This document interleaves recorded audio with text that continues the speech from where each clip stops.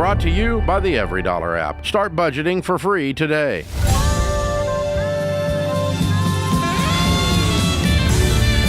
Live from the headquarters of Ramsey Solutions, it's The Ramsey Show, where we help people with their money, their relationships, their work, just about any and everything. I'm John Delony, joined by my great friend Jade Warshaw, and we are taking your calls live, toll-free. And if you don't know what toll-free means, it's because you were born in the 2000s. But all calls are toll-free, John. I know. We're taking your calls, we're taking your emails, your texts, whatever you got going on. 888-825-5225. Actually, I said that wrong. You can't text that number, but you can contact us any way you want. You can contact us through the Ramsey Network app, but we're taking your call, 888-825-5225. And hey, while I got you, it would be a huge help to all of us if you will fill out the Ramsey survey. You can win a $500 gift card, but here's what the Ramsey survey is. We want to know what you like about this show. We want to know what you want to change about this show, what you want to hear more of, what are your favorite parts. Text survey to 33789. That's survey, S-U-R-V-E-Y, to 33789, or you can go to RamseySolutions.com/survey. Or if you're listening on podcast or YouTube, you can click the link in the descriptions, and we're going to put all the names in a big hat, and we're going to give you a $500 gift card if we draw your name out. So thank you for doing that for us. And BT Dubs, say nice things about us. Okay, let's go out to Sacramento, California, and talk to Julia. What's up, Julia? Hi, good afternoon, guys. Hey, I really, it's such a pleasure to be able to speak with someone and get some advice. You got it. Well, it's an honor to talk to you today. Thanks for calling. What's up? Oh, thank you. I'm calling to get some advice on retirement, please. I'm 66. My husband, 67, and he's an automotive service director.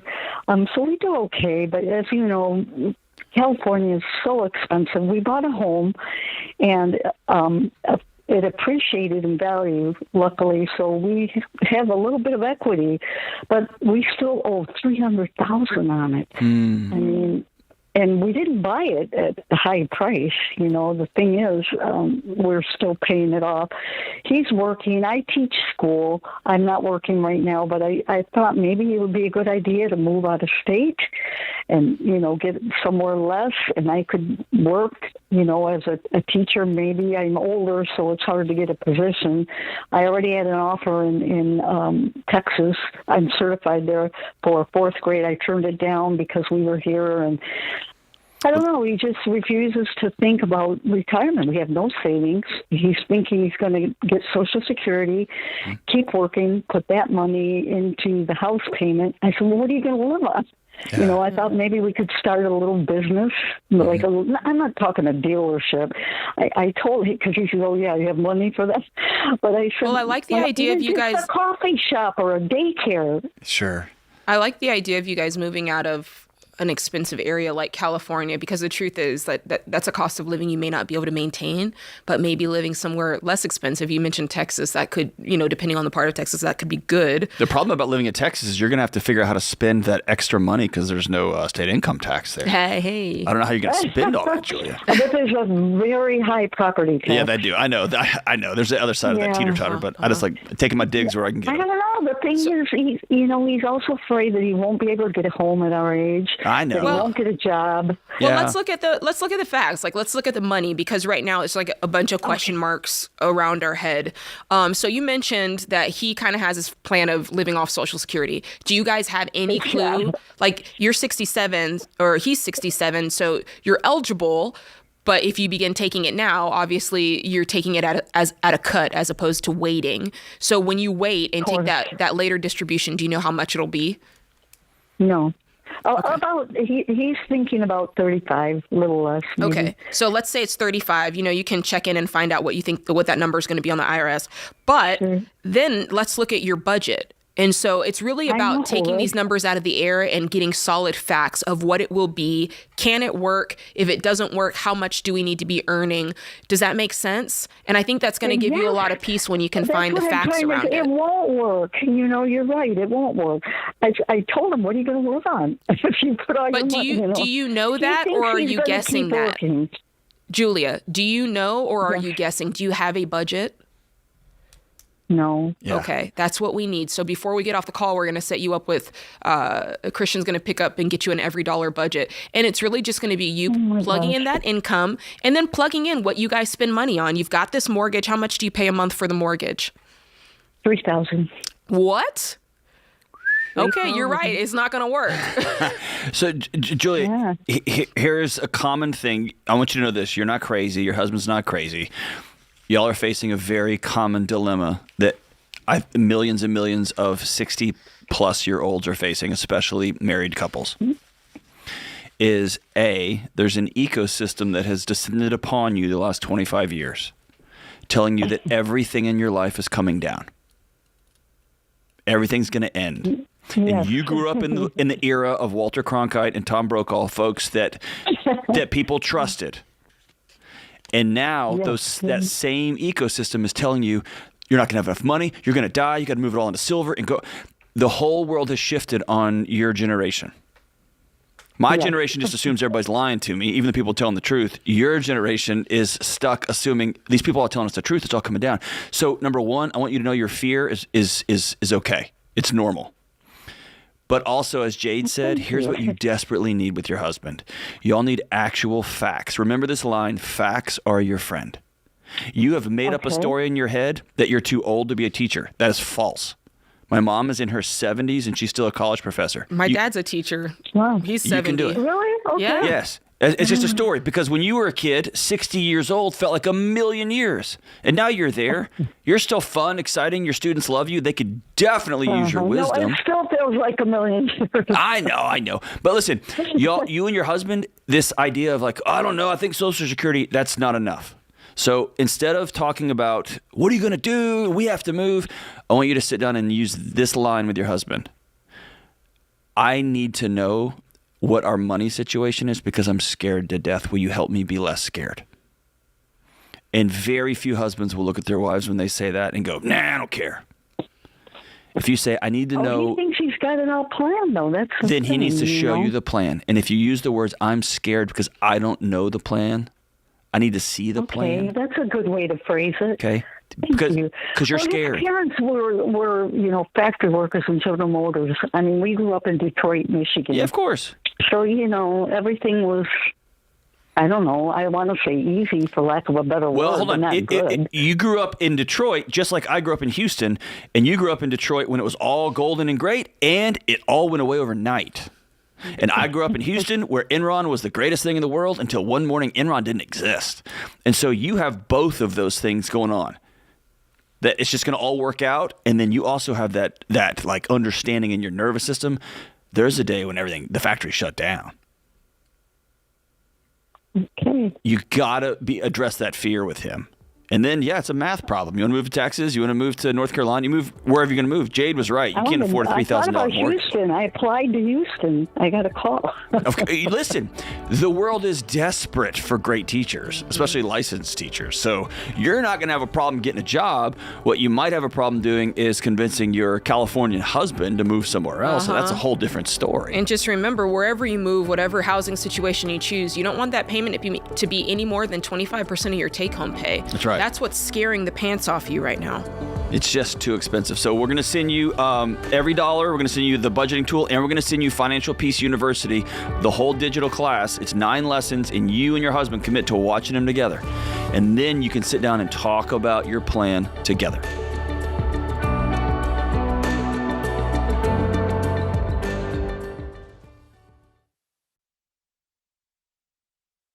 I've been doing this show for over 30 years, and some of the saddest calls I've taken are from situations that are completely preventable. Yeah, and what's so hard is I feel like one of those, especially the ones that I'm like, oh, it's terrible, are people that call in and their spouse has passed away suddenly and they don't have life insurance. We actually took a question of a lady, and she had 3 kids, pregnant, and husband didn't have life insurance.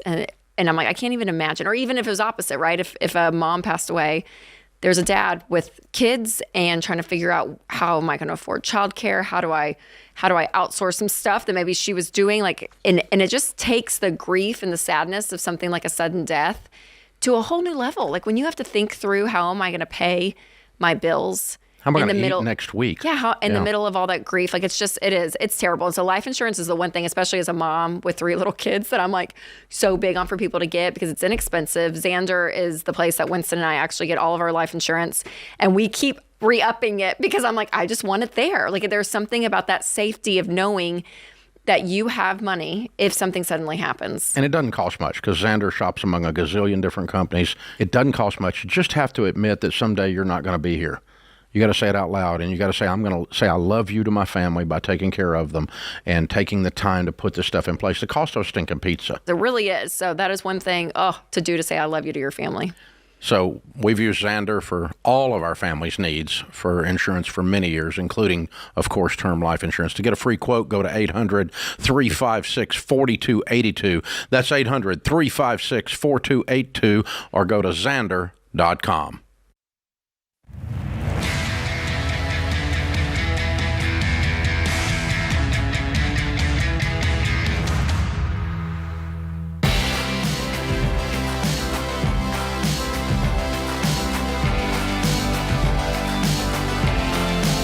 Welcome back to the Ramsey Show. Are you ready? Tomorrow night is Ramsey's biggest free live event of the year. Take control of your money. It's a live stream coming directly into your house. 350,000 people are registered and ready to do something different with their money and their lives. Wow. Jade Warshaw and Dave Ramsey are going to give you the practical steps and motivation you need to find more margin in your budget and get out of debt so you can start building incredible wealth. Here's the deal. Election's over. You woke up and you looked yourself in the mirror and you are still you. And you got online and looked at your checking account, it is still what it is. You look at your savings Overdrawn. account, it is still what overdrawn. You look at your savings and your heart stops. I understand. I've been there, not wanting to call anybody, not wanting to ask anybody's help. We are bringing the live stream to your living room. There's no excuse. It's free. We're going to bring it to you. So go right now, sign up at RamseySolutions.com/livestream. We're also going to give away several different iterations of $4,000 in cash, up to 20 grand. Is that right? Yeah, that's right. So 5 times, different iterations, meaning five different times, people. we're going to give away $4,000. And we had a rehearsal today. It's pretty cool. Yeah, it's going to be awesome. It's going to be good. Very cool, dude. So get in there. Create a free EveryDollar account to get a bonus entry into the giveaway. We'll be using EveryDollar during the live stream to show you how to take control of your money. Yes. And again, can I restate this? It's all free. It's free. And I would just like to add, because I know we have like repeat visitors, like maybe you went to the live stream last year. I also want to say we're showing EveryDollar, but we're also answering all your money questions. That's right. Like we're talking about how to get out of debt. We're talking about a little bit about investing. George and Rachel are joining us later, and we're going to do a Q&A. So this will be worth your while. Trust me. It's going to be really, really, really good. And I don't care how much money you have, how much money you make. Okay. This is for you. Yeah. All right, let's roll out to Pittsburgh and talk to Emily. What's up, Emily? Hi, I'm so blessed to be speaking with you guys today. I've been kind of struggling with this question. It's more of a family matter than mine personally, but I'm really looking to get your insight on it. So we had estranged family members for like the last 15 years that recently reached out within the last 2 weeks because one of them passed away and the other needs financial support, but they're not explicitly looking for it. So basically what it looks like is the relation to me is that my grandmother passed away and my uncle had been living with my grandmother, and it was just the two of them for the last period of time. And my uncle basically had no job. So they were living off of her Social Security and her life insurance that we found after she passed. And essentially there's nothing left. And he's dropping hints to us as the family saying, well, I don't know how I'm going to like make these payments. I don't know like where my grocery bills are coming from. He's not explicitly asking for things, but it's the way that he's phrasing things that is making us concerned that he's looking to us to be his savior. I wouldn't be concerned at all. Like, because I know how I know how he can get his groceries paid for. He can get a job. Ta-da. Yeah. Right? Well, he says that he can get a job. He's not sure that he's going to be working because he does have a health condition What is that it? is prohibiting him. I'm not exactly sure. I don't know all of the details on exactly what it is. I personally don't even believe that it is a health condition. I think he's just trying to use it as a guilt trip. Exactly. But that's my personal view on that. I don't have the facts. You're probably right. But Yeah. So let me ask you this. Why are you letting this person you haven't talked to in 15 years suddenly have a voice at your kitchen table about your integrity, your character, what you do next? Like, why are you giving him a voice? It's a moral issue. Like, I always want to try and be like the best that you can be, right? And so I can see this person that needs help because they were honestly just poor players. They put themselves in this position, and I get that. But I'm also kind of like the person that's like, well, I do have a little bit that I could contribute towards this. What would you? But I don't want to. What would that be? Yeah, I don't. What would that be if you did help him? What would that look like? It would probably look like, well, maybe I can give you like so much money towards like her burial or something like that, because they're struggling even to come up with funds for that. Okay. Listen, if you wanted to, this is grandma, right?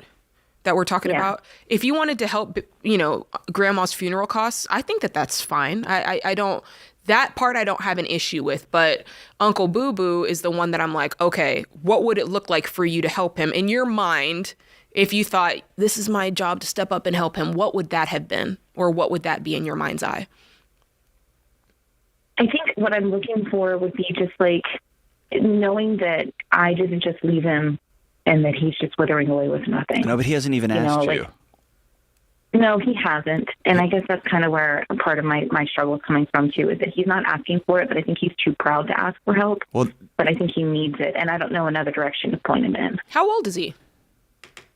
He's probably, I want to say 62.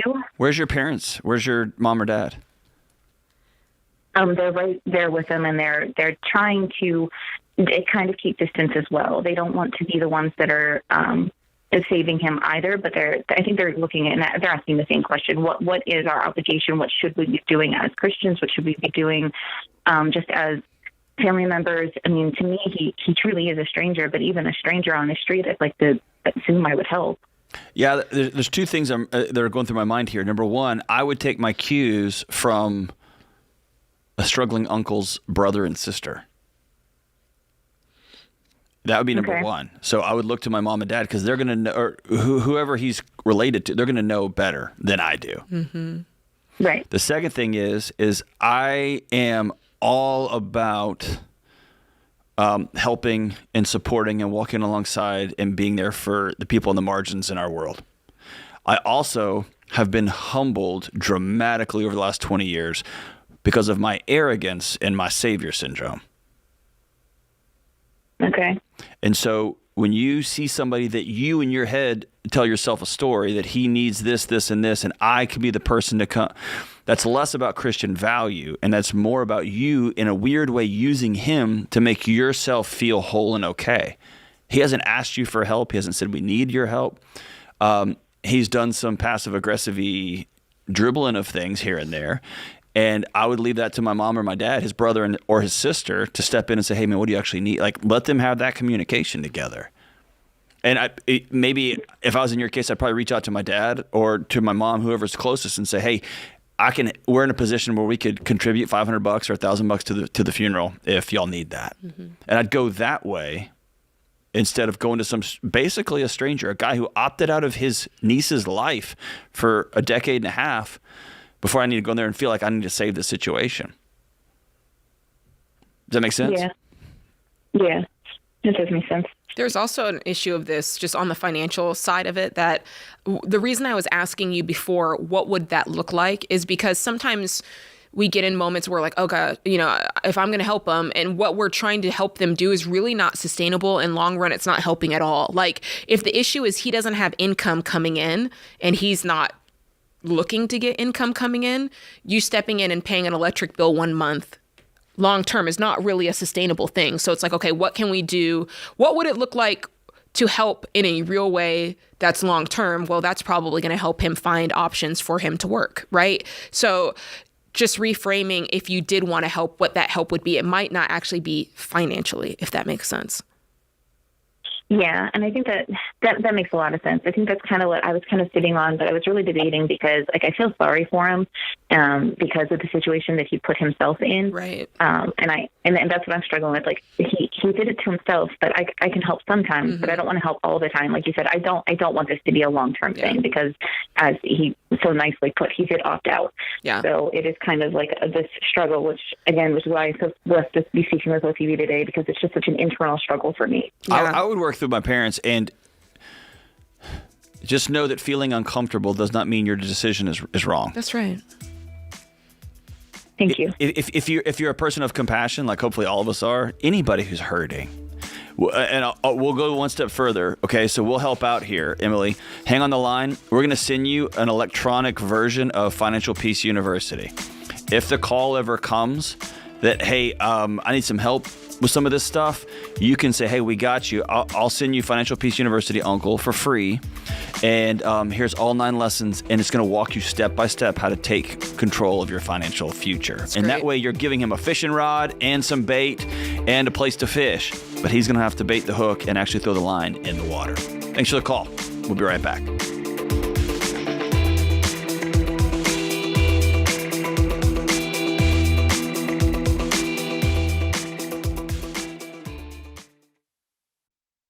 Remember the good old days of the internet before it was a privacy nightmare filled with spammers, scammers, hackers, and fraudsters?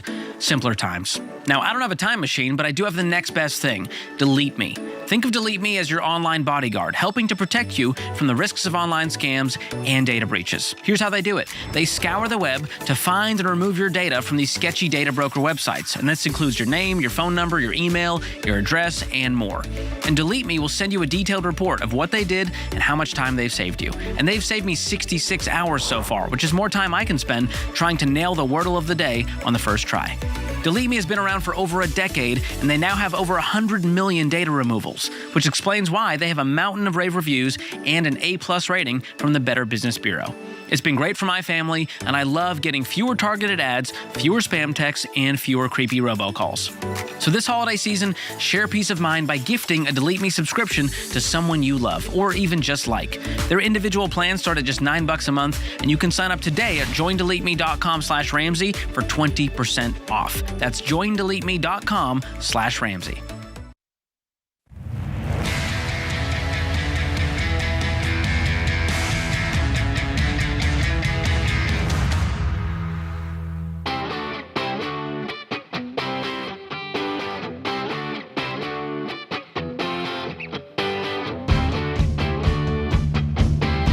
Welcome back to The Ramsey Show. I'm John Delony, joined by Jade Warshaw. Let's go out to Dallas, Texas, and talk to Mary. What's up, Mary? Mary. Whoops, I pushed the wrong button. I'm not the smartest That's all right. guy. What's up, Mary? Hi. How's it going? I pushed the wrong button, sorry. James is rolling his eyes in there at me. I'm getting better, James, I promise. What's up, Mary? Hi, it's going good. So we moved to Dallas, Texas last summer. My husband's work relocated us here. There was no way out of it. He tried to find another job in California and was unsuccessful. And so now we're here. We're in the Frisco, Texas area. Yep. I'm just wondering if this is a good move, because the houses are expensive here. It just seems expensive, and we're currently renting right now, and we rented our house in California, and we have some savings, but the houses are just expensive. Did you guys do any research before you loaded up the truck and Moved to Beverly? We did, but I mean, we move, or my husband doesn't have a job, and then I would be the breadwinner. Mm-hmm. Yeah, this doesn't sound like it's about houses, though, because it's expensive in California, too. This sounds like you haven't found a community or a connection, or there's a cultural fit or something like that. It's okay to say Right. It's okay to say we moved and we tried something and we don't like it. That's okay. That's also true, yeah. Well, I'm trying to like it. My husband likes it. He likes Texas. Okay. So what he is it doesn't that the you don't like politics about of it? California. Well, my family's all in California, There you go, okay. and then just the prices are here. They're in the 600,000, 700,000. Well, you're also in a So it's- very, very expensive part of Dallas. Yes. Very expensive. And so it's both true. Frisco, Texas is a very, very expensive place to live. And it's not super all the way 100% honest when you can move over to Arlington 30 minutes away or 40 minutes away. I mean, there's places where you can move that are less expensive. And I think I heard you say that you kept your California house and you're renting it. So I'm assuming there's equity there that would have gone into rolling over into a house. Is that playing into it too? Like, were you planning on selling the California house and using the equity to buy a home in Texas, or what was the plan there? No. So our plan was to just keep that as an investment. So we owe about $289,000, and the house is worth about $620,000. Okay. And we're renting it out. We don't make very much. We come up making about maybe $300 every month. Mm-hmm. But we just wanted to keep it as a rental property. And we do have about $294,000 in a high yield interest account right now. Mm-hmm. And then about $40,000 in our checking and savings. So we don't. I don't know if we should just pay off the house in California or use that for a down payment. Yeah. Yes. Your money issues are not money issues. Just mm-hmm. hold that, because you are investing in your right hand, and in your left hand you're renting. Mm-hmm. Mm-hmm. Right? So you have this one dream, like we want to have a rental property, as some people in America, right. Like so many people think but it's at your expense. Yeah, but you're the one suffering from it. And so you could sell that, have $400,000, plus you got a couple of hundred. You could write a check for a house where you are right now. And so it's not about the money. What is it about Texas you don't like? Or about your area that you don't like? Or about the changes in your husband that you like? What is it besides, I miss my family? Or I miss the weather? Or I miss... Which are big things. I don't know. Those are all real things, but be honest about what you miss. I miss my job back in California. There you go. Too. I was making a little bit more over there, too, than I am here. Yeah. So. Okay, so have you had like this sounds cheesy. Have you had a funeral for what was? Because it sounds like keeping the house in California also allows you to keep a foot there. It's kind of like you broke up with an old boyfriend, you're dating somebody new, but you kept the photos? You kept all the photos, and y'all still talk all the time. Yeah. And so you're never going to give this new boyfriend a full shot because you're still longing for the old stuff. That's good, John. And the old stuff was great. Right. It was awesome. Right. Hello? Yeah, we're here. waiting on you to sift it out, air it out. I mean, I want to ask the question. So you made this move. The purpose of it, was it just, tell me the full purpose of it. So what you were trying to accomplish. Okay, so my husband's job, the headquarters is moving to Dallas, Texas. Mm-hmm. And he kept telling me, it's going to be great over there. You'll be able to, I'm a nurse practitioner, so you're going to be able to get a job.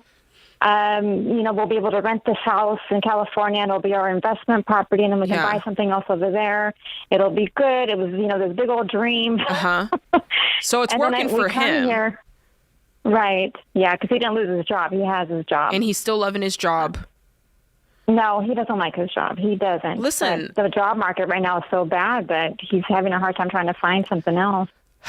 Yeah. I mean, I'm thinking about the first thing John said, which is you try something, it doesn't work. That's okay if it doesn't work. Yeah, call it. Mm-hmm. But I do think you're talking about, let me leave you with two thoughts. A, when my husband and I moved here to Nashville for this job from South Florida, we've been here 2.5 years, and I'm just married, like just starting to be cool. Like it takes time. So I want to say that they're like, you're not going to move from an area, uproot your whole life, leave your family, leave your friends, and be good in 6 weeks or 6 months. Like it takes time to like get in and get settled. So there's that side of it. But then there's also the side of it if you're looking at him and he's looking at you and you're like, listen, we made a mistake. Or I hate my job, you hate your job. We don't even like the price of houses. We don't even like the people. Like if you're really checking all those boxes, I'm the type of person, John, I'll sit down and make a checklist like old school style and check the things that are positives and check the things that are negatives and like weigh it out literally and see, okay, of all the things that we said are important, we're not checking any of the boxes, or we're only checking one, and California was checking 9, you know? And that helps you get a clear read on what's really going on, like real time, and not just how you're feeling in a moment because something happened at work. And sometimes when people say the job market is so bad, it's so bad, it might be in your field or in his field. And that's when you have to ask yourself a bigger question. And you got to do what I did, you got to do what Jay did, and that is shift into your entire career trajectory into another job. Yeah. The job I have right now did not exist. There was no such thing as a podcast or YouTube when I graduated from college. And so the world has shifted, right? And so y'all might have to ask yourself that question. I love Jay's. You know, it'd be awesome if y'all two just went on a year 1 retreat. Yeah. And just did a retrospective. I love great. you. You love me. We're on the same team. We're going to make this. We get to pick whatever we want to do with our one wild and crazy life. We have $500,000 in equity and $250,000 in cash. We're okay. Let's be honest, and you can't be deceitful, Mary. You got to be honest about what you have loved about this move, and you got to be honest about what you don't like. And both of y'all make your list. You'll talk about it, and then you can put your hands together and say, all right, I've been a nurse practitioner forever. I'm going to start looking at home health. Or he's been, I don't know, he sells oil products or something, and now he's going to start selling jackets. Right. I don't know, but that's because our priority is we want to go back to California. Can I also throw one other little variable in there? Yes. Mary, you there? Yes. Let me throw one more thing in there. When I left my childhood area of Houston area and I moved out to West Texas, and the first big giant storm came through Houston, I remember being glued to my phone because those were my people and that was my home. And I felt so powerless being that far away. And if you are finishing up year 1 and you've been glued to your phone for the last month watching these fires ravage parts of your home, then I want you to be honest about it. Just feels weird not being there with your people and with your family and being able to put eyes and hands on those that you love. And that's normal. That doesn't mean you uproot everything if everything else isn't need to be uprooted. But that feeling of powerlessness because you're not right there with it, that's real and that's good and that's holy and that's right. And you just have to acknowledge it. So y'all go on a 1-year retreat, go through it all and say, what do we love? What do we not love? I love Jade's idea there. And then y'all make some fact-informed decisions about what you're going to do next. You get one shot at life. Go live it well.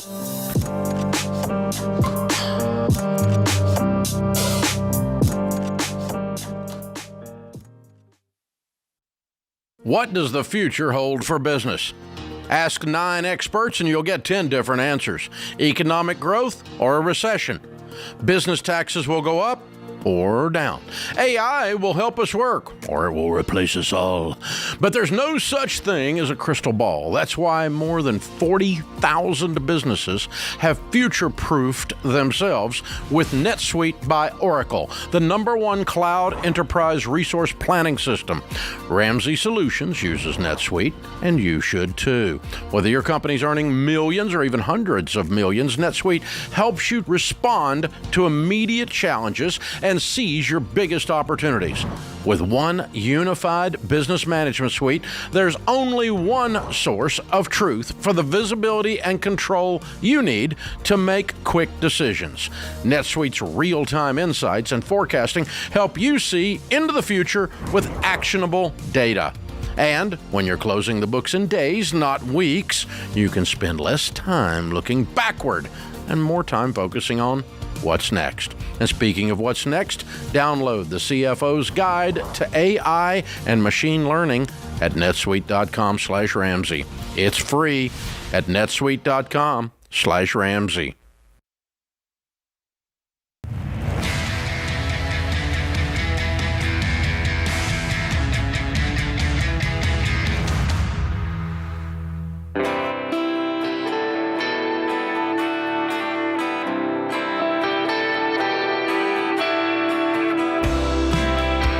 Welcome back to The Ramsey Show. I'm John Delony, joined by one of the greatest people on the planet, Jade Warshaw. Today's question of the day is brought to you by Why Refi. Why Refi refinances defaulted private student loans.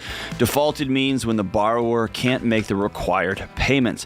So if that describes you and your private student loan, contact Why Refi. They can offer a low fixed rate loan built just for you. Go to whyrefi.com/Ramsey today. That's the letter Y, REFY.com/Ramsey. And this is not available in all states. Alrighty, today's question comes from Mark in Pennsylvania. He says, I'm engaged to a wonderful woman. We earn about $150,000 combined. We have a joint bank account because I want it to be our money and not my money. Love that. The problem comes up when we have our monthly budget meeting, and she sees that we have $1,000 extra in the account once everything is paid. I know by the next payday in 2 weeks, there will be zero. We have gotten our total debt down from $75,000 to $35,000, but I want to get that to zero. What can I do to regain some financial peace?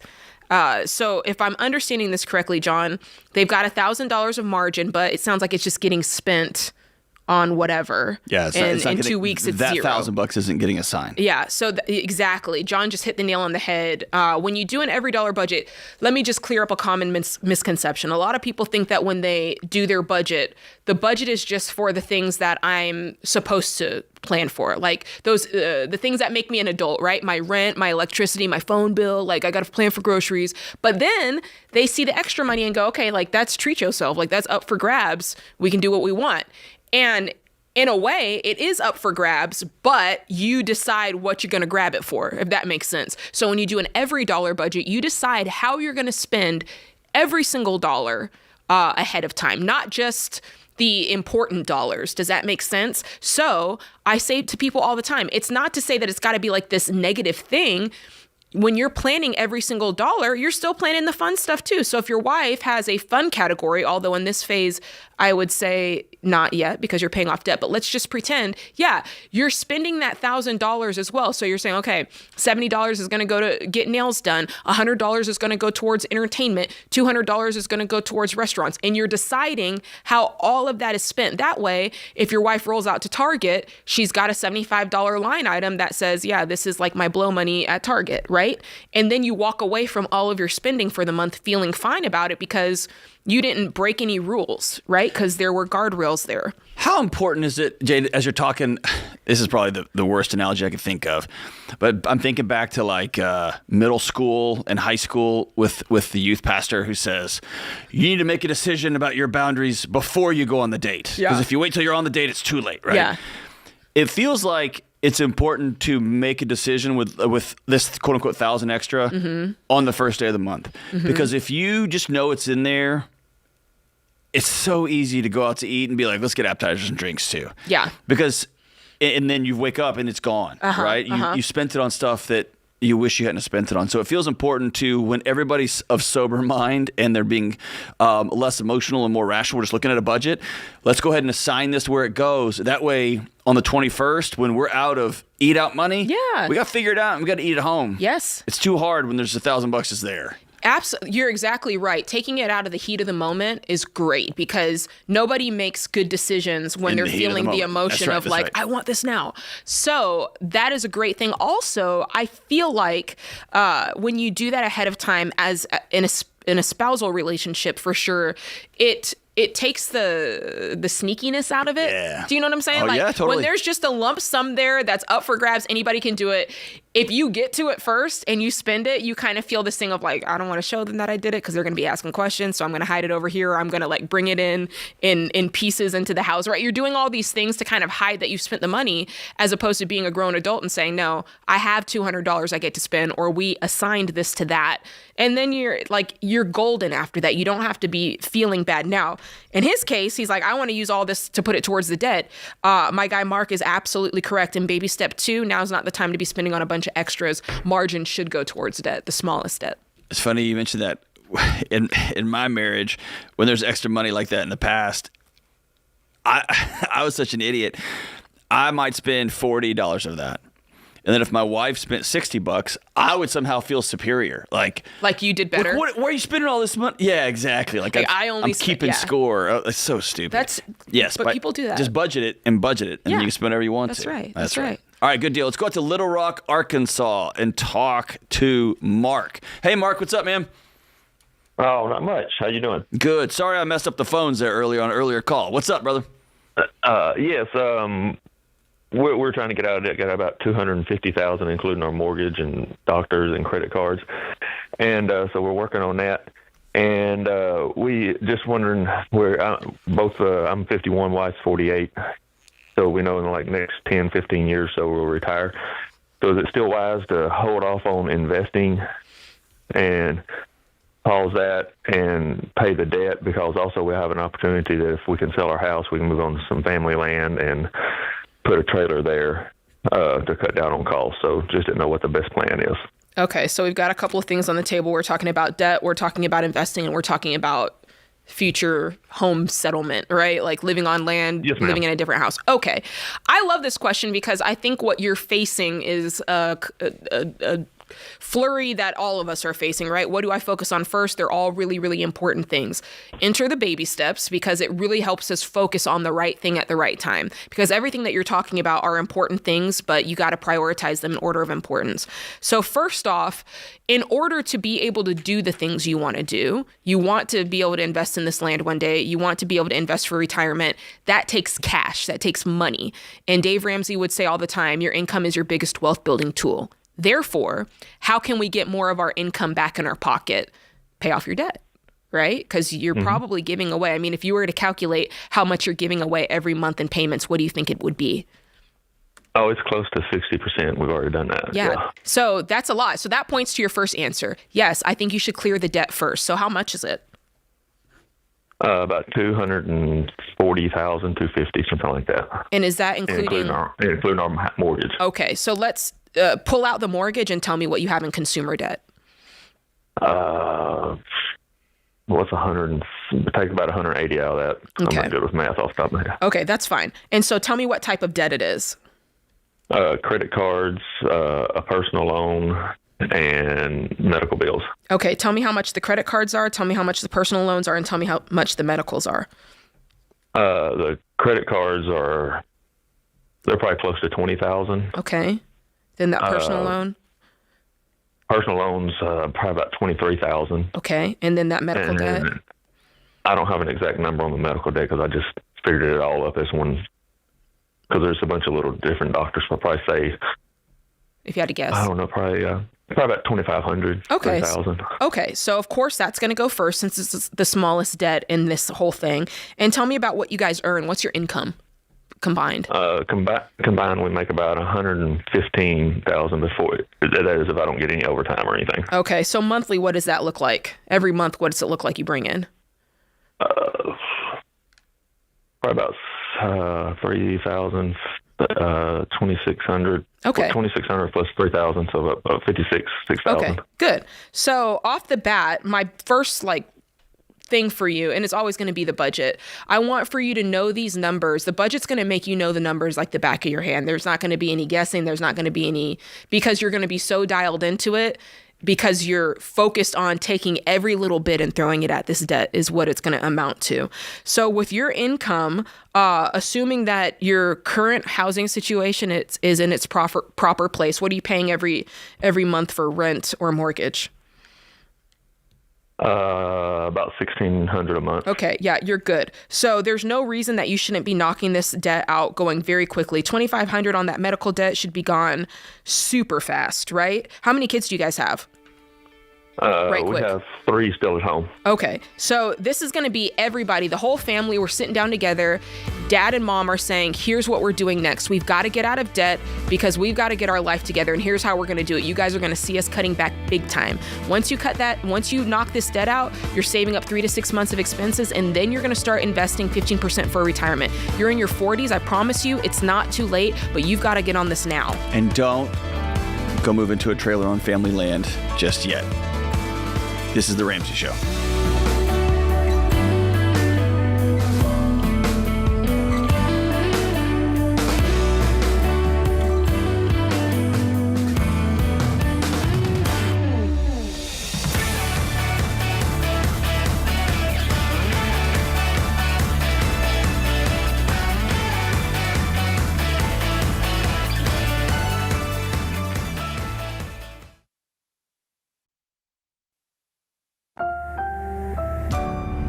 brought to you by the Every Dollar app. Start budgeting for free today.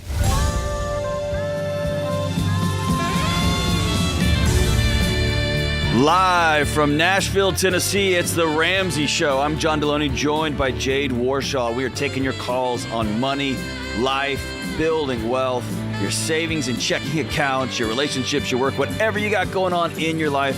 We are taking your calls live. 888-825-5225. Let's go out to Orlando, Florida. Orlando, Florida. I was just making up stuff. Orlando. That's right. Orlando, Florida. I called it Orlando, James, because it's snowing there right now, which is very strange. Let's go to Orlando and talk to Jessica. Hey, Jessica, what's up? Hi, how are you? I'm fantastic. How are you? Can't complain. Well, I can, but it does no good. Yeah, right? I was going to say, lots of people complain. Just doesn't do anything. What's up? Okay, so my question is, my husband and I we were in the process of buying a home. Found out we can't do that. We let our apartment go so we could save up for closing costs. And now we are, I guess, technically homeless. How can we... Wait, why can't you buy a house? Yeah. Well, or get another apartment. Right. Well, he had an eviction from a few years ago. We let our apartment go, which is, I guess, technically, according to the courts in Florida, like an eviction. When you say you just dismissal? let your apartment go, you mean y'all just moved out and quit paying on it with a signed lease? We broke the lease. Yes. Because the lender that we were working with completely assured us that there was no problems. We were going to be in our home in 30 days. Just make sure you have the closing costs. We had the down payment covered. Yeah, but But even that if you doesn't did answer that, the previous they question. the apartment would have sued you because you broke your lease. Like you have to pay the lease out. They actually were very, very good about like the whole situation. How? Except that they have y'all have a broken lease on your credit an eviction, report. yeah. Right.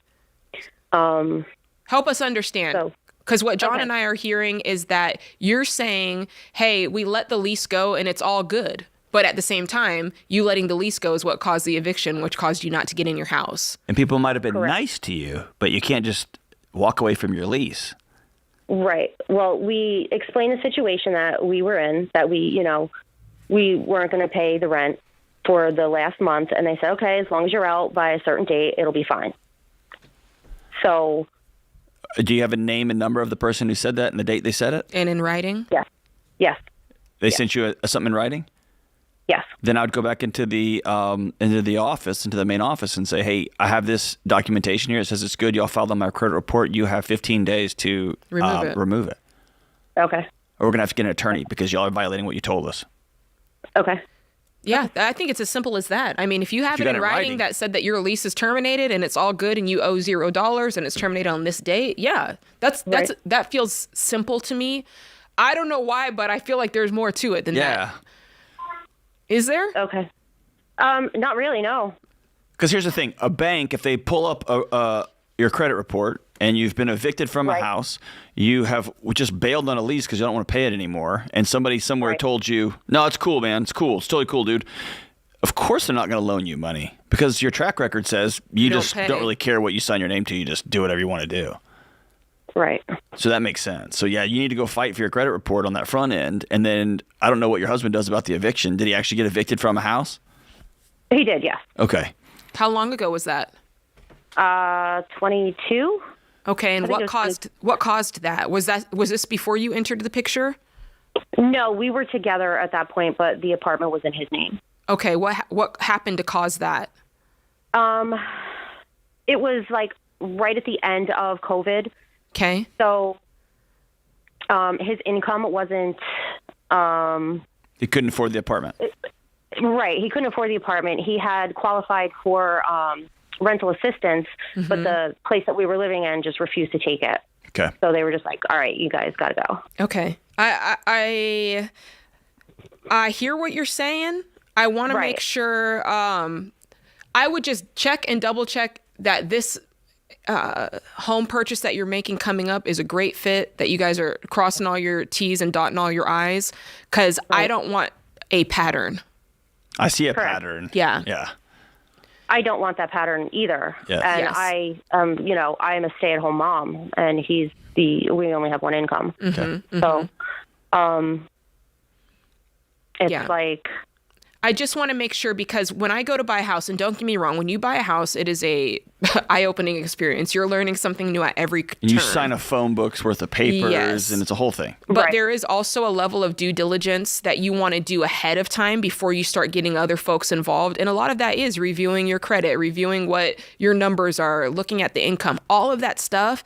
I want you guys to take so much control of this and not make rash decisions like getting out of your lease before you've even checked your own credit, right? Because you would know that eviction is there, and that's kind of what I mean by that. I want you guys really dialed in, doing your due diligence, getting ahead of things, and not letting it just kind of happen, and not making rash choices of like, we love this house, let's get out of the lease. Forget the payment. We don't have to do John, I'm not trying to read too much in. I feel like I'm hearing part of the story. Jessica, is there another layer to this? no, there isn't. I mean, the lender that we were working with, we asked all these questions. Is there going to be a problem? Can you assure that we are going to get into this house? Because otherwise we weren't going to do what we did. Yeah. And she was like, no, everything is fine. On my end, everything is fine. Okay. And then, it wasn't. So tell us, okay, well, if that's it, then it's as simple as John said before. I mean, I'm not going to beat a dead horse. Go to them, say, you need to remove this from my credit, contest it on your credit, and then once it's removed, go back through with the situation. If you want my advice, which I know you didn't ask this, but I would not be buying a house unless I was completely debt-free with 3 to 6 months of expenses saved in a high-yield savings account, and I'd want to make sure that I'm putting down anywhere between 5 to 20%. You could do more, but no less than 5%, and the payment doesn't need to be any more than 25% of your take-home pay. That's wisdom in this situation. I hope that you take it. Well, and here's one layer deep. Again, you didn't ask for this, Jessica. I hear something in your voice, and man, I don't mind being wrong, that you're married to a guy who all of your eggs are in this basket, not just relationally, but financially. You're at home, and for a second time, he has signed his name to a piece of paper and just walked away from it. And rarely does that pattern of behavior exist in only one sphere.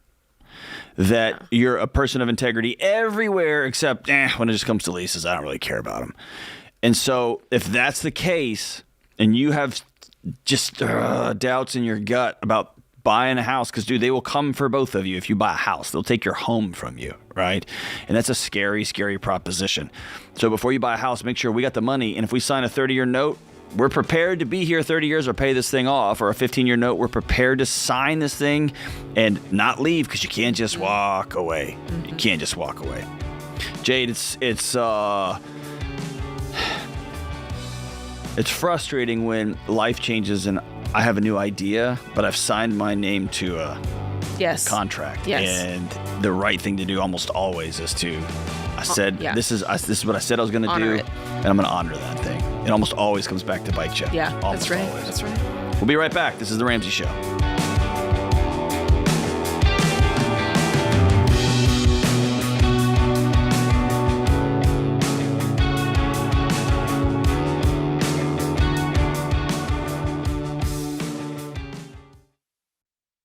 People tell me about their experiences with big banks all the time. Bad service, fees that nickel and dime them to death, and predatory lending that tries to catch them in never-ending cycles of debt. So if you're ready for a bank that puts people over profits, check out Fair Winds Credit Union.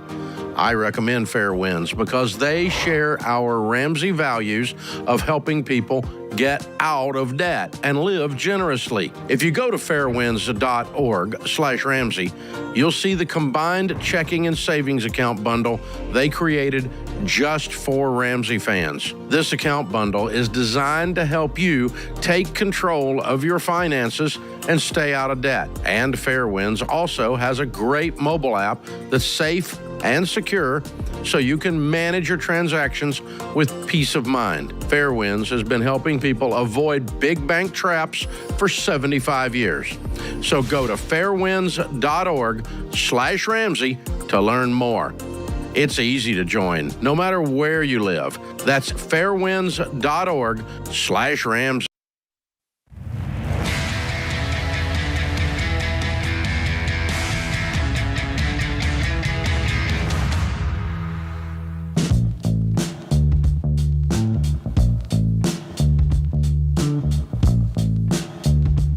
Welcome back to the Ramsey Show. Are you ready?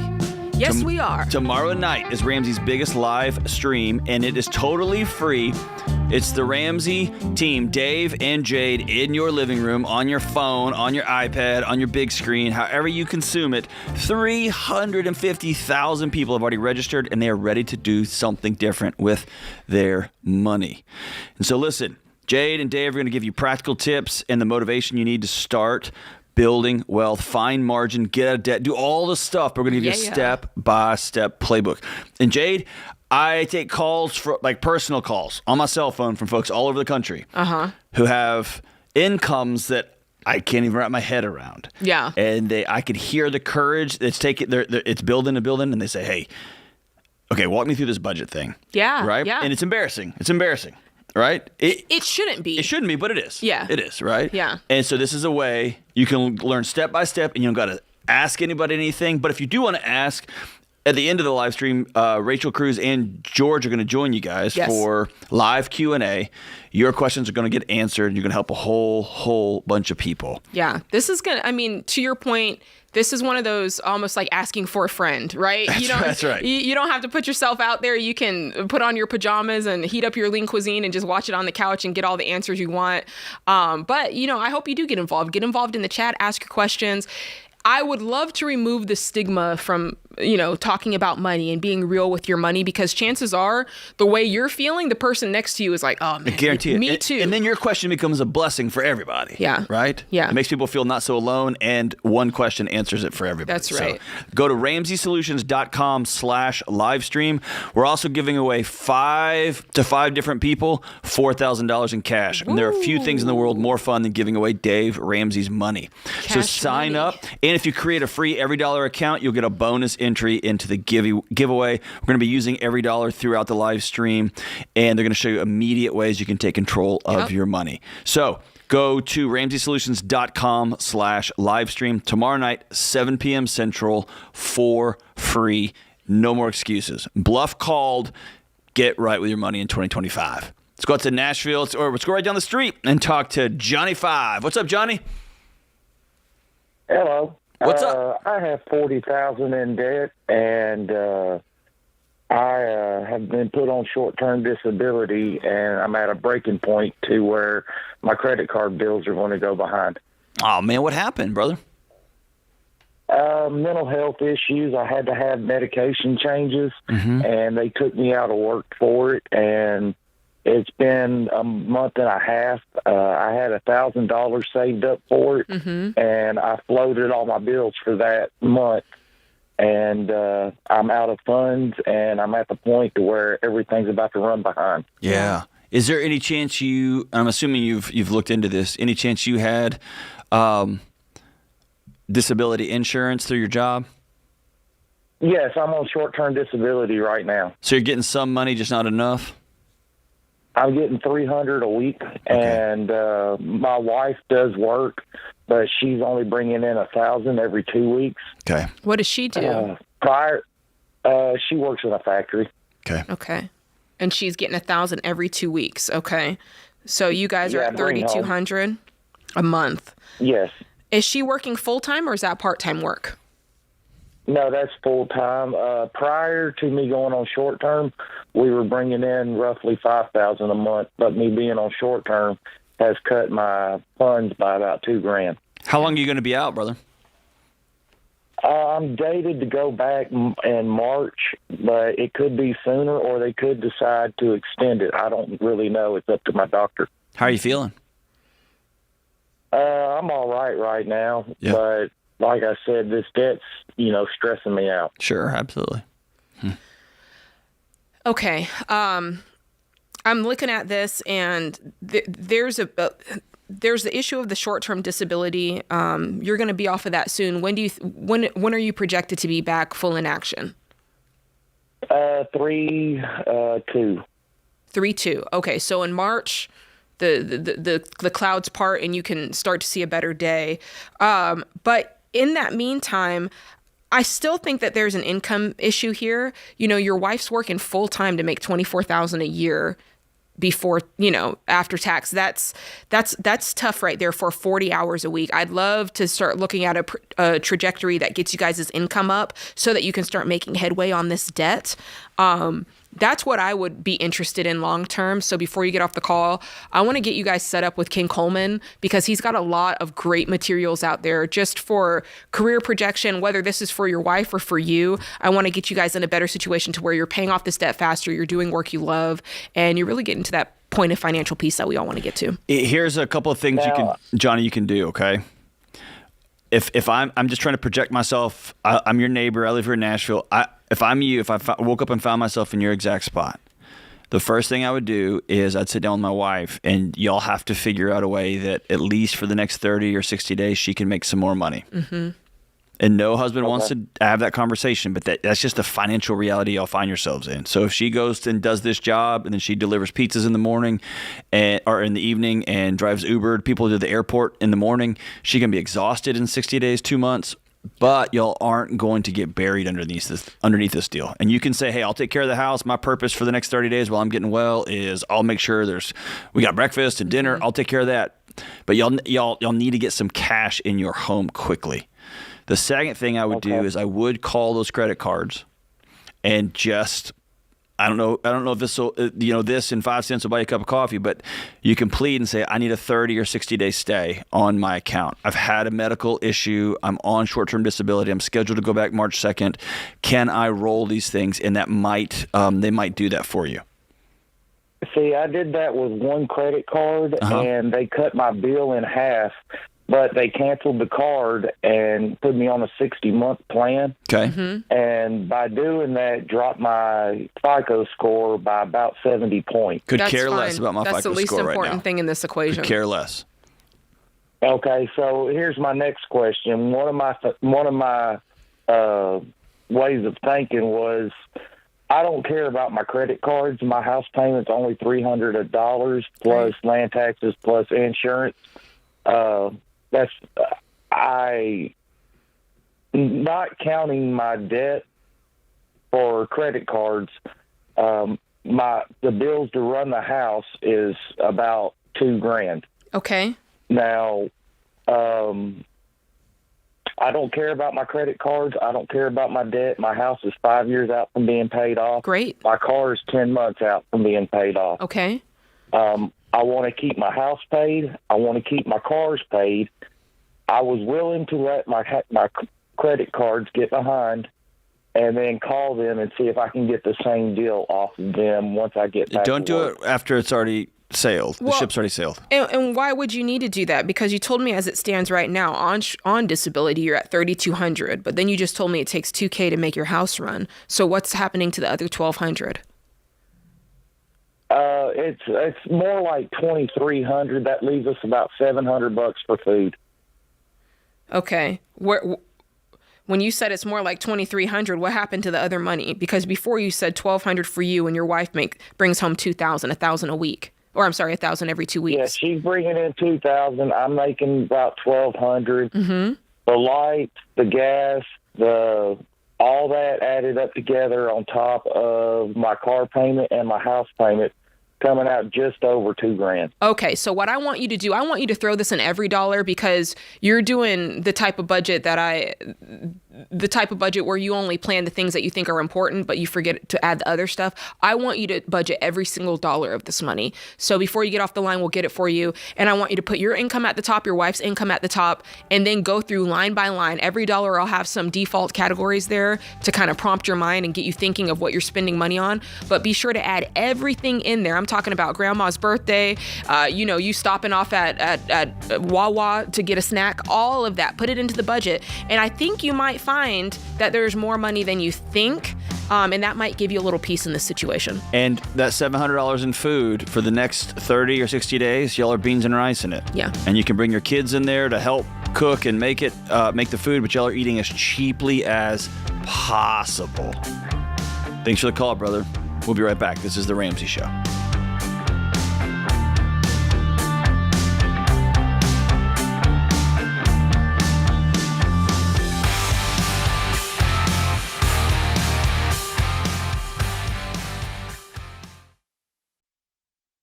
Mortgage rates have dropped, so if you're thinking about buying a home in the next year, contact your local Churchill mortgage team right now. If you wait, more people will be in the market competing for the same homes and potentially driving up prices. Churchill will help you do the math to be sure your budget is correct, making your home a blessing and helping you build lasting wealth. Learn more at churchillmortgage.com. churchillmortgage.com.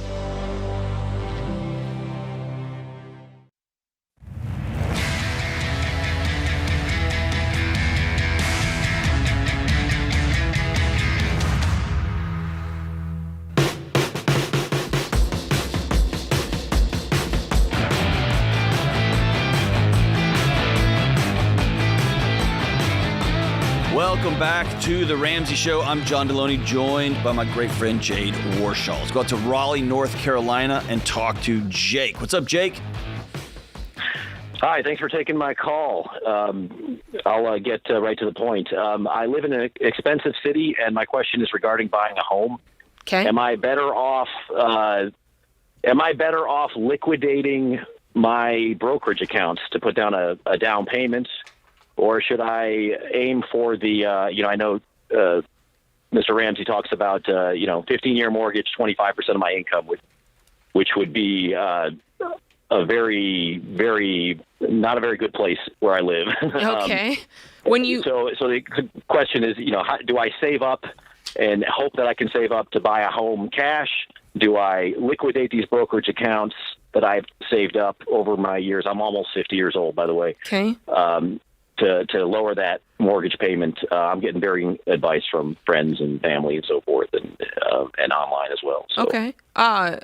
That's a good question. So, first off, what are you looking to spend? Do you kind of have a range that you're like between here and here, or does that depend on what we? So I'm in a good financial situation. The houses I'm looking at are probably in the 1 to 1.5 million range. Okay. And the reason why I would love to move out rural, but I have a special needs child. All the resources and the schools are in the city. It's just not realistic to have to drive, 45 minutes or to have my kid wake up early. Sure. And we can't make a lot of business, appointments that are in business hours. So I'm kind of stuck in this range. I'm renting right now. Okay. That's the kind of range I'm at, the 1 to 1.5 million. Well, what's in the brokerage account? What's non-retirement? 500K. 500,000. Now, when you put that money aside in that brokerage account, what in your mind was the purpose of it to buy a home, or was it for something else? No, this is just lifetime. It was just for savings and to add on to retirement. Basically. Got you. And what do you have in retirement? 401k plus IRAs, probably around $1 million. Okay. I'm thinking. Nice. Yes, do it today, dude. Yeah. Cash them today. Yeah, I'm with John. I think that this money, of course, I'd keep 3 to 6 months. In your case, I keep 6 months of expenses liquid, or in that, you could. I wouldn't keep it in the brokerage. I'd throw it in a high yield savings. Do you have any money liquid in a high yield savings? Yes, I sold my old home to move to the city. We recently moved here, so that's why I'm asking this question now at my age. What's in that? So I took that money. About $250K. I put that in a high yield savings, 4-point-something%. In my bank. Get what you can get. And so, what else? Any other money we should know about? No, that's it. So just $750,000. You could put that on a house. You're good, homie. You're good. I get it. Now you might decide based on how you're trying to keep your expenses low. It sounds like you are. You might decide, I'm going to go more for the 1 million range instead of 1.5, because the truth is that's a big swing. That's a $500,000 swing. That's your entire brokerage. So I would, if what you're looking for is get as close as possible to a cash home, yeah, you're looking at a 1 million. And you're going to want to keep, like I said, 6 months of this out. So you got $700,000 to put down on a 1 million home. How do you feel about carrying $300,000 in a mortgage? Well, I'd feel much better. It's just, people are like, why would you give up all that brokerage when you can just do a 30-year mortgage, pay less, take advantage of compound in the market, blah, blah, blah. That can go but up and down, you'll be losing compound on the other end with a 30-year mortgage at 6%. Right. You get what I'm saying? Absolutely. So the net compound is I call it my sleep tax, my soul tax. If I'm earning 8% on one end or 10% on one end and I'm spending 7% on the other, that 3% to not have a mortgage, I'm glad to pay that. Especially with a special needs kid, because no one could take our house away from us.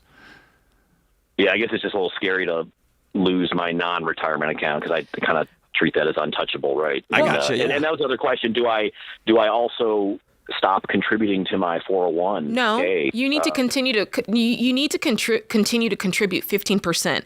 And I want to be really clear here. If you don't, like, if you say to yourself, listen, Jade, I have my eye on the house I want. My down payment's going to be 20%. I'm happy to put, $250,000 down on this and the payment's fine for me. Like, this is your money and you have the choice. You can make the choices you want to make, right? So you have to decide, what do I value most? Do I like this money in the brokerage sitting there and waiting for, working for me? Do I only want to use half of it? Do I want, you have options here, which is the wonderful thing about your position. Your back is not against a wall in any way. So you kind of have to decide, what am I comfortable with parting with? And also keeping in mind that long term, the goal is to not have a home payment, like John said. And so run those numbers out and go, okay, when do I want to retire? Because by the time I want to retire, I want this thing paid off. Right. And so does that make sense? Yeah, I guess generally speaking, most of the advice I've gotten has kind of been along those lines, figure out what you're comfortable with. But I think a lot of people are like, you would be crazy to liquidate everything and reduce that mortgage. So, Jake, let me just tell you. Over it. Can I just tell you? I just did that. Sure. Yeah. I did that less than a year ago. Yeah. I didn't have it in a brokerage account. I had it in a high yield savings account. But growing up in the house that I grew up in, was very uncomfortable with money. And I accumulated a chunk of change, and I did not realize how much of my identity and safety I was putting in that savings account. So when my wife and I, for reasons not quite similar to yours, but very similar to yours, she's one of these newfound wives that wants cell signal, and she wants to not have to drive an hour to drop the kids off in school, stuff like that, right? And so, I took that money out. And here's the thing. I had 2 or 3 months of, oh my gosh, I put all of my faith and all of my safety and security, not in my faith, not in my family, not in my work, not in, you have $1 million in savings, by the way, in your retirement account, right? Yes. And so nobody's starving here. You're good. You're fine. It became, this is all about me and me putting safety in the wrong things. Mm-hmm. Yeah.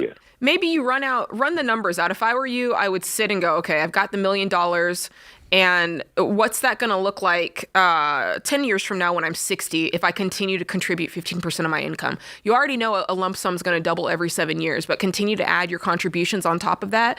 Knowing that retirement-wise you're going to be fine is also going to play into the decision that you make here. And then, run it out with, okay, well, what if I keep 250 of the brokerage in there? What is that?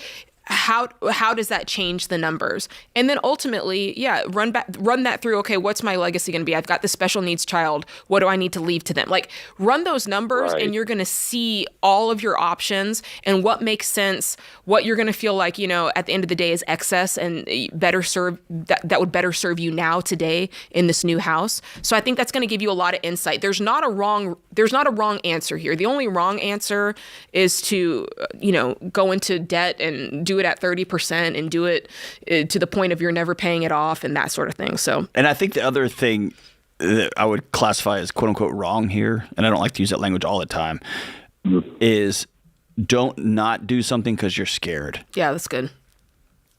Yeah. You have $1.5 million, not including a cash account with $250,000 in it. And I missed it. What's your take home? What's your salary? After taxes and contributions, about $15K a month. Okay. Yeah, listen. So here's the thing. Yeah. You're playing on house money. Yeah. And so Right. the thing, I wonder how much of it is just fear. It's just fear. How old's your kid? A lot of it's fear. A lot of it's fear because I don't know how long I'm going to be working and what my daughter's going to need when she's older. And how old's your daughter? But she's 9. Okay. So, and I'm an older parent, obviously. Sure. But it sounds like you guys are on board with if I decided to just put it all Yes. in, that is not an unreasonable or insane decision to make. If I It's were not. you, I would do that. And I'd keep a good emergency fund, maybe a little bit more because you do have a special needs situation. Right. Yes, I would. Yeah, it wouldn't be all $750K that I have in cash and brokerage. It would be, $650 or Yes. something like that. Thank you so much for the call. That's awesome, man. This is why we do this show, so the people who have curveballs in life have options. This is The Ramsey Show.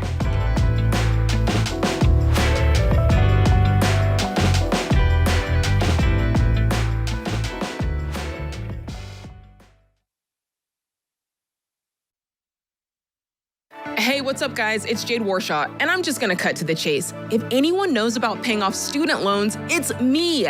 Okay, my husband and I had $460,000 of debt, and $280,000 of it was student loans. So I know the pressure that you feel when you have that debt weighing you down. But I also know there's a way out because we did it, and you can too. Getting out of student loan debt starts with taking control of the situation, and Laurel Road can help. Laurel Road offers a free 30-minute consultation with a student loan expert to go over your repayment options and help make a plan based on your specific situation to get your student loans paid off fast. Okay, truth be told, refinancing is not the move for everyone. My advice is that you should only consider it if you can get a lower rate or a shorter term. But if refinancing is your next move, I think it should be with Laurel Road. They offer low competitive rates and terms that could help you pay less over the lifetime of your loan.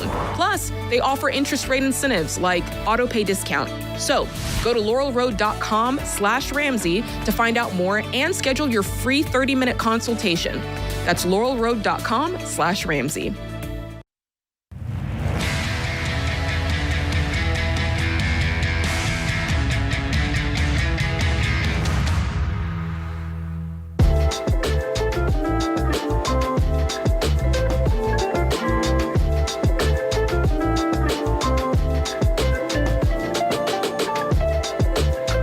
Welcome back to The Ramsey Show. I'm John Delony, joined by Jade Warshaw. Hey, we have this rad new segment on the show. It's called Sorry We Missed Your Call. And here's the deal. People call and leave us messages. Sometimes the messages are hilarious. And sometimes they are critical in a good way, like they point out some things. And sometimes, as they usually are, they are questions like people are asking for help and they tried to call into the show. They couldn't get through because so many people were calling in, or they called in after hours, or they caught the show not on radio, live radio, but they caught it on YouTube and they just wanted to reach out and ask a question. So we have a new segment called Sorry We Missed Your Call. Here is the question from Amber. Amber writes, hey, my name is... Oh, we're going to listen to it. Okay, we're going to listen to it. Sorry, okay. James. Go ahead. Hey there, my name's Amber, and I just have a question about donating to the needy. I know that it's kind of biblically and, morally it's good to help out those that are poor and needy. I have this one family that phone me all the time asking for money, and I'm just wondering, if I should keep giving them money or if there's a limit to when I should be giving them money. So that's my question. Thanks. Okay, bye. What do you think, Jade? Ooh, I always love a generosity question. Listen, I will be the first to tell you that I think that generosity is one of the 5 pillars of personal finance. Super duper important. And it really is the concept of going through life with an open hand, right? Money comes in, money comes out. It's not too tight of a grip on it, which means it's in its rightful place. I'm fine with it leaving or coming in as it sees fit. I do think that creating boundaries around anything is a wonderful thing, and just having a clear intent on what it is that you're trying to accomplish is a very good thing. So this kind of like limitless it's just an open well that never stops, could be detrimental at some point. But if you've also gotten yourself to a point financially, let's say you've paid off all of your debt, you've got your 3 to 6 months of savings, you're doing your investing, you have secured yourself and your family's back. Then if you say, hey, like a lot of people will decide to give 10% to their local church. Love that. If you're not a religious or affiliate or anything like that, and you say, you know what, my thing is I just pick a family and I give 10% of my income to supporting these families in need. Fine. I just think that you need to create some sort of rhythm and boundary around whatever it is that is. And it's not so much of a, hey, whenever you call me up, I'm here to, That's right. Get what you need. Yeah. We get to bypass reality sometimes because we'll just call you. Yeah. Right. So I love what you asked. I want to always go back to that question: is why are you giving? Right. And if you're giving because you think you're superior to somebody in need, then keep your money. Yeah. Right. If you're giving because you have just been insanely blessed, or even a tiny bit blessed, and like you said, you live life with your hands wide open. And by the way, we're all in a season. All of us are in a season, right? Yes. And it might be really cold in your season, or it might be the harvest may have come in, but we are all in a season. And if you happen to be in a great season and you want to be supportive and you have your eyes open and you can help people, and that could be tipping really well, that could be strategic giving, that could be giving to local school, any church, anything. In this kind of situation, after 1, 2, 3, 4, whatever number is in your head, it sounds like she has reached a point where she is no longer comfortable. I'm giving money and it's not helping this family. Yes. Or this person. And that's where the harder thing I think to do is to have a personal conversation. We're going to go to coffee and I need you to talk to me about what's going on. And then to say, okay, this is the last time I'm going to give you cash. I'll give you Ramsey plan. I will help you get a job. I will walk you. I'll take a part of the time off my job and I'm going to walk you over to a local, one of those like day ready places where you can get you a job. Like I'll walk with you. I'm going to walk next to you. But the cash ATM part of our relationship is going to come to an end. Yeah, OT. And so I think it just expands what quote unquote help means and giving means. And there is some time, dude, like right this second is not the time to get a lecture. My light bill's about to get cut off. Right. There's those moments you step up and you help out your neighbor. Yeah. The larger conversation is, I'm not going to pay your light bill for the rest of your life. Yes. Let's have a deeper conversation about what's actually going on. Yeah, and I think that's the whole kind of like nature of benevolence is like, hey, I'm going to get you out of this jam, but ultimately we're making sure you don't end up in this jam again. There you go. So that's kind of how it works. Yeah. Yep. I guess covered it. Yeah, and I guess the last thing I'd say is, don't give out of guilt. Yeah. The thing here, I guess, is you have to look yourself in the mirror. That's right. Right? And probably if we took me and you and Dave and Rachel and George and Ken and we all sat down and said, what's our philosophy of giving? And it'd probably all be different. A little different, yeah. And so I think all of us are united, like giving is just a way of being. It's a responsibility all humans have to each other. What that looks like day in, day out with each family and each situation, that's just different. Yeah. And so it's easy in this situation to go around and ask person to person. Amber, if it's just you at home, look yourself in the mirror and be honest, and then set your own boundaries, and then go give recklessly within those boundaries. And then if you're married, y'all sit down and decide who we're going to be this year financially with what we give, and go get it, right? Yeah, and just another note to that, I think typically, I mean, we could all come up with a situation where that's not exactly been the case, but typically financially, the best time to give is from overflow so that you're making sure you're taking care of your family, your own home situation. And if you're not in that point, there are so many other ways that you can be generous that aren't directly dollars in your pocket, right? Like there's so many ways with your time and your effort and your words. Your expertise. Yes, your expertise. You can trade skill sets and things like that, or do a trade or something for free for somebody. So there's a lot of ways to be generous that don't put you or your family in a situation where you're not paying your own bills. It's amazing. All right, let's go out to Atlanta, Georgia, and talk to Michael. Hey, Michael, what's up? Jay, Don, how you guys doing? We're doing fantastic, brother. We're up against the clock, so hop in right on top of your question. What's up? Hey, I was just wondering if I could give you some of my financial life insight, and if you can help me figure out a two-part question. You got it. The first question being, how can I budget mine and my wife's irregular income? And the second question being where should I go next? So my wife and I's income, I make about $80,000 a year. And she is a stay-at-home mom, but she has a side hustle where she's watching children. She makes anywhere between $100 to $400 a week. Okay. And that's I'm currently working on making more money. Within the next month, I'll probably be working on making $100,000 a year. Okay. And I'm saving for retirement at the moment. 6% match this company I'm with now is doing. Okay. And yeah, that's where I'm at. I've got a 1-year-old, and I've got a $1,700 mortgage. All right. Thanks for the information. That's super duper helpful. So you mentioned the first issue is kind of like figuring out how to do this irregular income, which is such a common question. It's not, it can be befuddling. So tell me, every month when you guys kind of tally up your paychecks, how much is it when you get paid? So, like, I make no more. Usually every week I bring home about $1,100. Okay. And on most weeks she brings home about $200. Okay.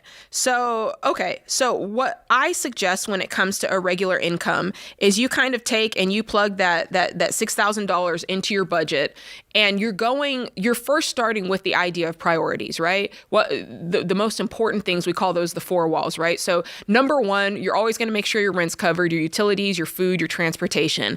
And then quickly after that are the things usually associated with our kids, right? Whether it's childcare, insurance, that sort of thing. And so you kind of have this prioritized list of when the money comes in, these are the things that must be covered. And if I have enough money to cover all of those things, then I can go to the next most important things. I can start talking about cell phone bills and keep going down that list, right? And if you look and you realize, okay, I have enough money to cover everything, that's a green light. Like that feels great. Knowing that even on a lower month, you can cover everything. Now, if you're in a situation that you go, hey, I've kind of looked back on 12 months and on my lowest month, I can't cover everything, then you know that when you have a higher month that comes in, you need to kind of pull some reserve and set it to the side. So we kind of call that peaks and valleys. When you have a great month, you keep a little extra aside, and when you have a valley, that money is there when you need it. A better tool for you probably to utilize is going to be an EveryDollar. It's a premium feature. It's called paycheck planning. A good budget tells your money where to go, but paycheck planning tells it when to go. So you're planning when you spend every single dollar.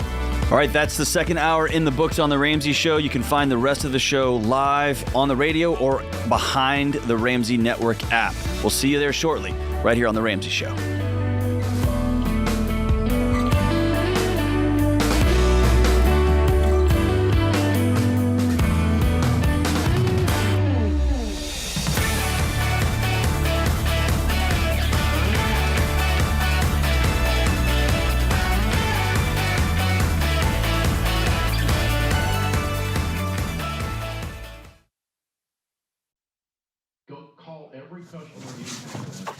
Hey, what are you still doing here?